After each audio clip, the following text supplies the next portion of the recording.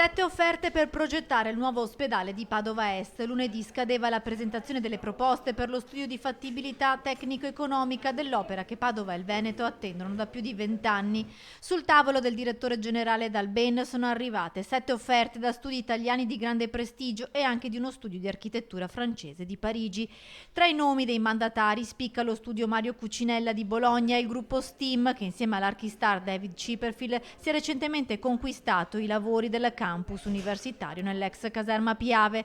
L'appalto completo per la realizzazione dell'ospedale di Padova Est è di 36.948.000 euro. Noi dovremo provvedere innanzitutto alla composizione, alla nomina della commissione appunto di gara e naturalmente a mandare ad ANAC sia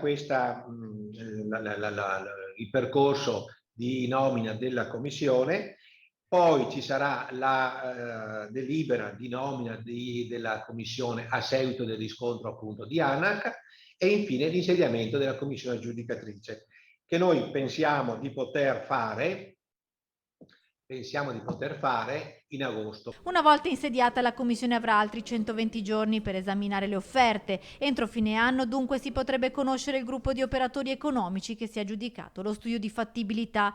Novità importanti anche per la nuova pediatria. Il direttore generale dell'azienda ospedaliera ha firmato infatti la delibera per indire la gara d'appalto per l'assegnazione dei lavori, un bando da 46 milioni di euro che si aprirà il 12 luglio e ci sarà tempo fino al 13 di settembre per la presentazione delle offerte. Dalben spera di assegnare i lavori quanto prima. A quel punto la durata dell'appalto è di 900 giorni naturali. Calcoli alla mano, la nuova pediatria potrebbe essere pronta entro la fine del 2024.